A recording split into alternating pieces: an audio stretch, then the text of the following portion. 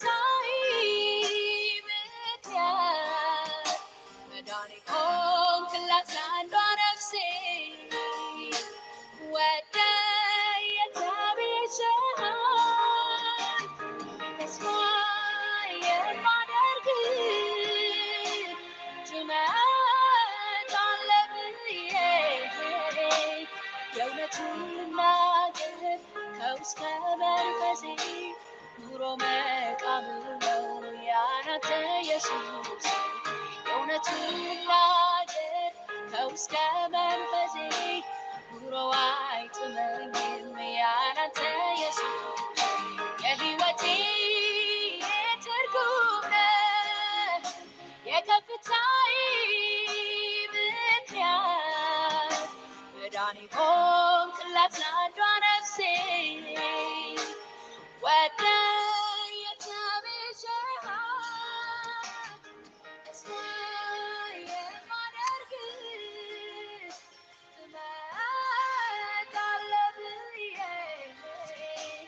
እውነቱን ልናገር ከውስጥ ከመንፈሴ ኑሮ አይጥመኝም ያንተ ኢየሱስ እውነቱን ልናገር ከውስጥ ከመንፈሴ ኑሮ አይጥመኝም ያንተ ኢየሱስ የሕይወቴ ሰላም ቅዱሳን እንደምን አላችሁ? የጌታችንና መድኃኒታችን ኢየሱስ ክርስቶስ ጸጋና ሰላም ይብዛላችሁ እያልኩኝ ዛሬ ደግሞ አጠር ያለ እግዚአብሔርን ቃል አብረን የምንካፈልበት ጊዜ ይሆናል።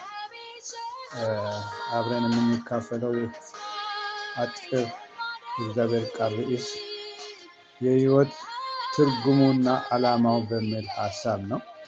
የሕይወት ትርጉሙና ዓላማው በሚል ሀሳብ አብረን እንመለከታለን።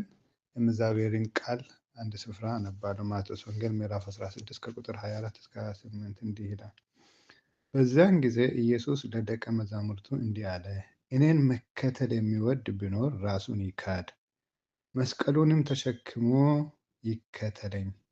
ነፍሱን ሊያድን የሚወድ ሁሉ ያጠፋታል፣ ስለ እኔ ግን ነፍሱን የሚያጠፋ ሁሉ ያገኛታል። ሰው ዓለምን ሁሉ ቢያተርፍ ነፍሱንም ቢያጎድል ምን ይጠቅመዋል? ወይስ ሰው ስለ ነፍሱ ቤዛ ምን ይሰጣል? የሰው ልጅ ከመላእክቱ ጋር በአባቱ ክብር ይመጣ ዘንድ አለውና ያን ጊዜም ለሁሉ እንደ ሥራው ያስረክበዋል።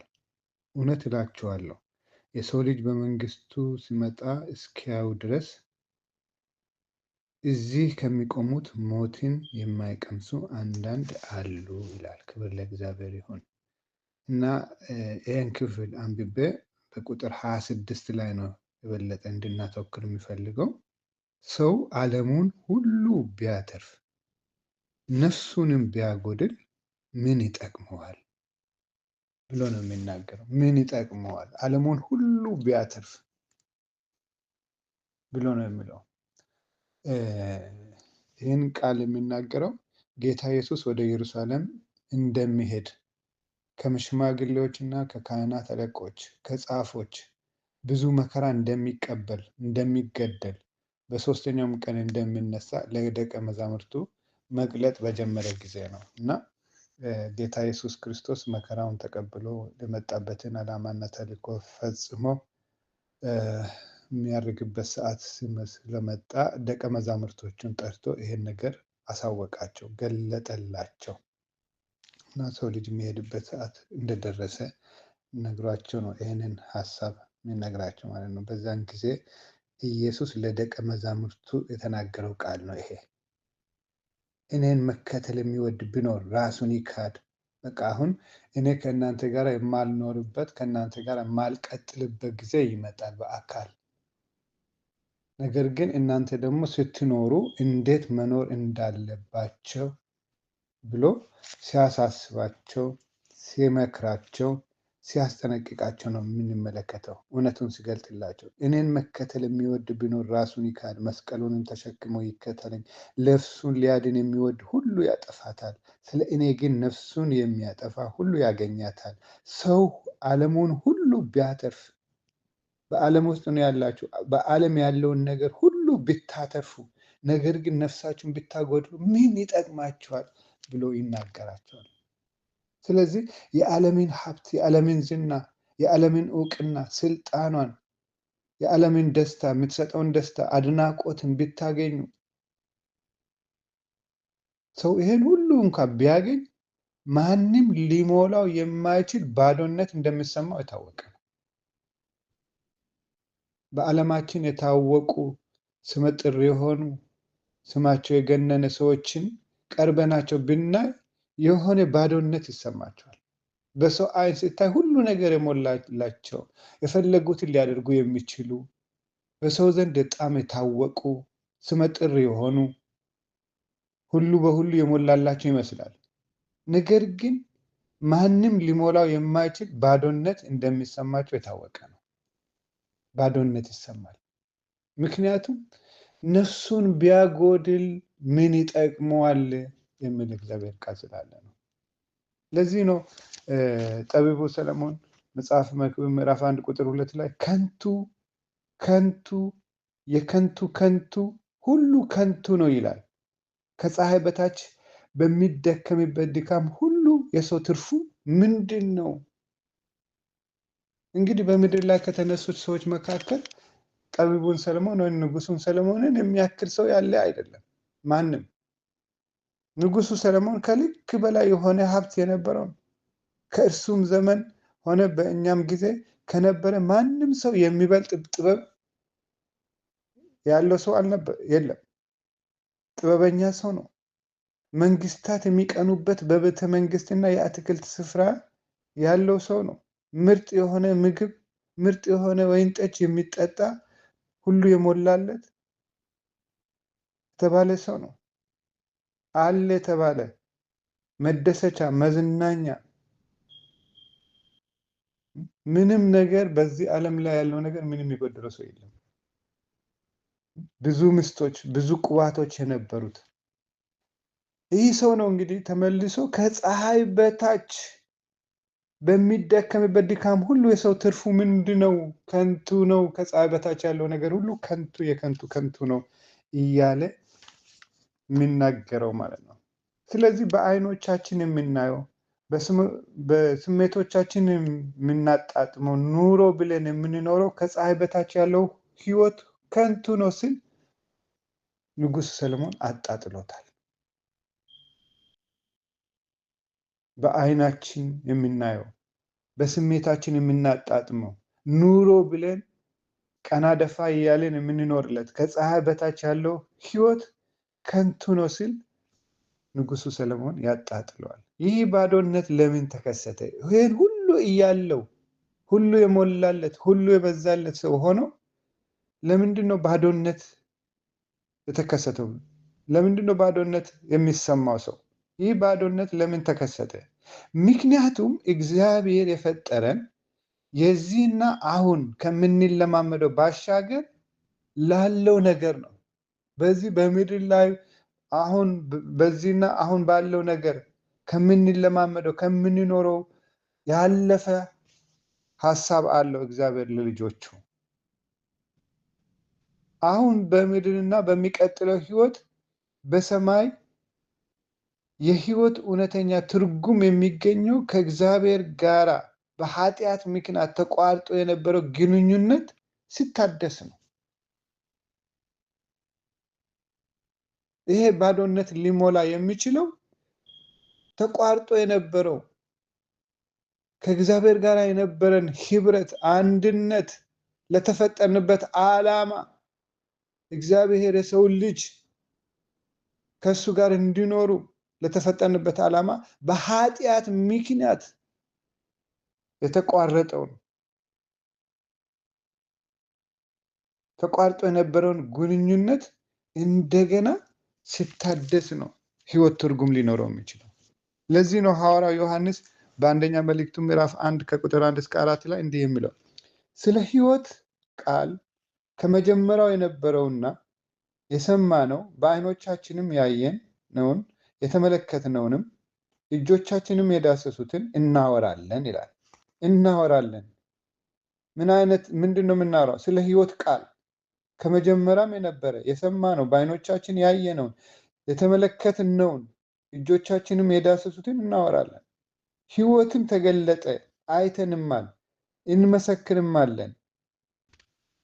ከአብ ዘንድ የነበረውን ለእኛም የተገለጠውን ከማን ዘንድ የነበረውን? ከአብ ዘንድ የነበረውን ለእኛም የተገለጠውን የዘላለምን ህይወት እናወራችኋለን። እናንተ ደግሞ ከእኛ ጋር ህብረት እንዲኖራችሁ ያየነውን የሰማነውን ለእናንተ ደግሞ እናወራላችኋለን። ህብረታችንም ከአባቱ ጋር ከልጁም ከኢየሱስ ክርስቶስ ጋር ነውና ደስታችሁ እንዲፈጸም ይህን እጽፍላችኋለሁ። የሰው ደስታ ሊፈጸም የሚችለው ይህን እውነተኛ ህብረት ሲደረግ ነው። ይህ የተገለጠውን ህይወት መኖር መለማመድ ስንጀምር ነው። ሐዋርያው ዮሐንስ በቃ እኛ ተረድተነዋል፣ ህይወት ምን እንደሆነ አውቀነዋል፣ በዓይናችን አይተን ተመልክተናል፣ በጆሮአችን ሰምተናል፣ በእጆቻችን ዳሰናል፣ የምናውቀውን ነገር ነው የምናወራላችሁ እንጂ ዝም ብሎ ኢሉዥን ሊሆን ይችላል ብሎ በመላምት የምናደርገው ነገር የተጨበጠ የተረጋገጠ የህይወትን ቃል እናወራችኋለን። ህይወትም ተገለጠ፣ አይተንማል፣ እንመሰክርማለን ነው። ህይወት ማን ነው? ህይወት ክርስቶስ ኢየሱስ ነው። እኔ እውነት ህይወት መንገድ ነኝ ያለ የሰውን ልጆች ከእግዚአብሔር ጋር የሚያስታርቅ ተቋርጦ የነበረውን ህብረት የሚያድስ እውነተኛ መንገድ ክርስቶስ ኢየሱስ እንደሆነ አይተናል፣ ሰምተናል፣ ዳሰናል፣ ተገልጧል፣ ከአብ ዘንድ የተገለጠ ብሎ ይናገራል። ለእኛም የተገለጠውን የዘላለም ህይወት እናወራችሁ። እናንተ ደግሞ ከእኛ ጋር ህብረት እንዲኖራችሁ ያየነውን የሰማነውን ለእናንተ ደግሞ እናወራላችኋለን። ህብረታችንም ከማን ጋር ነው ይላል? ህብረታችንም ከነገስታት ጋር፣ ከታዋቂ ሰዎች ጋር። አሁን በምድር ላይ ብዙ ጥሩ የሆነ ከሰዎች ጋር ትውውቅ፣ ግንኙነት፣ ብዙ ነገር ሊኖር ይችላል። ሰዎች ከመቀመጫቸው ተነስቶ እጅ አጨብጭቦ የሚቀበሉን ታዋቂ ዝነኞች ሰዎች ልንሆን እንችላለን። ያም ሆኖ ግን ምንም ዋጋ የለውም። እውነተኛ ህብረት ያን የነውና ሰማነው ለእናንተ ደግሞ እናወራላችኋለን ብሎ ህብረታችንም ከአባት ጋር ከልጁም ከኢየሱስ ክርስቶስ ጋር ነው፣ ደስታችሁም እንዲፈጸም ይህን እጽፍላችኋለሁ ብሎ ይናገራል። እውነተኛ ደስታ፣ የማይወሰደው ደስታ፣ ዘላለማዊ የሆነ ደስታ፣ ጠዋት ደስታ ሆኖ ማታ ለቅሶ የማይሆንበት ከእግዚአብሔር ከአብ ጋራ ከልጁም ከኢየሱስ ጋራ ህብረት ሲኖረን ነው። ይሄ ህብረት ሲታደስ ነው። ይህን ህብረት ባይኖረው ለሰው ብዙ ነገር ቢኖረው ምን ዋጋ አለው እያለ ይናገራል። በህይወት እውነተኛ ትርጉም የሚገኘው ኢየሱስን እንደ ግል አዳኝ ብቻ በመቀበልም አይደለም። በቃ ኢየሱስ ክርስቶስ እንደ ግል አዳኝ አድርጌያለሁ ብሎ ተቀብሎ መቀመጥ ብቻም አይደለም። ይህ እውነት ነው፣ በራሱ ድንቅ ቢሆንም ይልቁንም የህይወት እውነተኛ ትርጉም የሚገኘው አንድ ሰው እንደ ደቀ መዝሙር ሊከተለውና ከእርሱ በመማር ቃሉ ከሆነው መጽሐፍ ቅዱስ ጋር ጊዜ ሲያሳልፍ፣ በተጨማሪ በጸሎት ህብረት ሲኖረው፣ ትእዛዙን በማክበር እርምጃውን ከእርሱ ጋር ሲያደርግ ነው እውነተኛ የህይወት ትርጉም ሊኖረው የሚገባው። እያንዳንዱ ሰው ህይወት እያለ በቃ ደፋ ቀና ሲል፣ ሮጥ ሲል፣ ሲወጣ ሲገባ ነው የሚታየው። ነገር ግን ህይወት ኢየሱስ ክርስቶስ ነው። ክርስቶስ ኢየሱስን የሌላት ህይወት፣ ክርስቶስ ኢየሱስ ያልነገሰባት ነፍስ ባዶ ናት፣ ክፍተት አላት። ማንም ሊሞላው አይችልም ከክርስቶስ ኢየሱስ ውጪ። ያም ሆኖ ኢየሱስ ክርስቶስን እንደ ግል አዳኝ ብቻ አድርጎ ተቀብሎ ብቻ መኖር ሳይሆን ከቃሉ ጋር እንደ እግዚአብሔር ቃል ህብረት ማድረግ፣ በጸሎት ከእግዚአብሔር ከአምላክ ጋር መነጋገር፣ በቅድስና ደግሞ እንደ ቃሉ በመታዘዝ ክርስቶስ ኢየሱስን በሚያከብር እርምጃ ከእርሱ ጋር መራመድ ነው የሚያስፈልገው ወገኖቼ። ህይወታችንን ልናይ ያስፈልጋል፣ ልንመረምር ያስፈልጋል። ህብረታችን ከማን ጋር ነው? ከሰዎች ጋር ነው? ከአገልጋዮች ጋር ነው? እንደው በቃ በቤተ ክርስቲያን ውስጥ አክሴፕታንስ ተቀባይነት ለማግኘት የምናደርገው ጥረት ነው? አይደለም። እግዚአብሔር ከተቀበለኝ፣ እግዚአብሔር እጁን ዘርግቶ እኔን ካቀፈኝ፣ ሌላው ተቀበለ አልተቀበለ ይህን ያህል የሚያሳስብ ነገር አይሆንም። ህይወት ኢየሱስ ነው። ለዚህ ነው ዮሐንስ 10:10 ላይ ሌባው ሊሰርቅና ሊያጠፋም እንጂ ስለሌላ አይመጣም ካለ በኋላ እኔ ህይወት እንዲሆንላችሁ እንዲበዛላችሁ መጣሁ። ህይወት ገንዘብ አይደለም። ህይወት እውቅና አይደለም። ህይወት ምድራዊ ክብር አይደለም። ስልጣን አይደለም።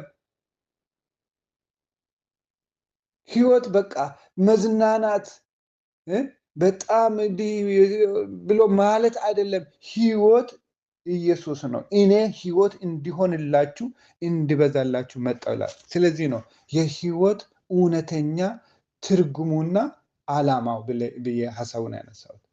እውነተኛው የህይወት ዓላማ፣ እውነተኛው የህይወት ትርጉም ምንድን ነው? ህይወት ኢየሱስ ነው።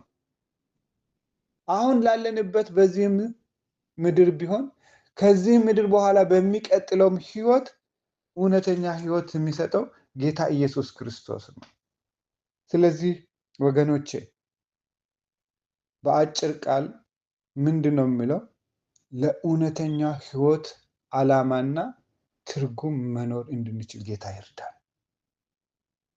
ለክርስቶስና ለፍቃዱ ራሳቸው ሙሉ በሙሉ የሰጡ ህይወትን በደንብ ከማጣጣማቸውም በላይ ያላንዳች ጸጸት በፈጣሪያቸው ፊት ሊቀርቡ ይችላሉ።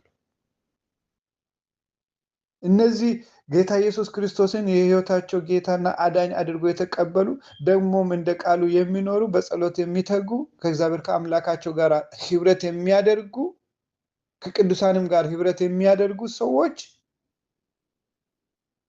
እንደ ቃሉ የሚኖሩ ትእዛዙን የሚፈጽሙ ክርስቶስ ኢየሱስን የህይወታቸው ምሰሶ አድርጎ የተቀበሉ ሰዎች ለክርስቶስና ለፍቃዱ ራሳቸው ሙሉ በሙሉ የሰጡ ሰዎች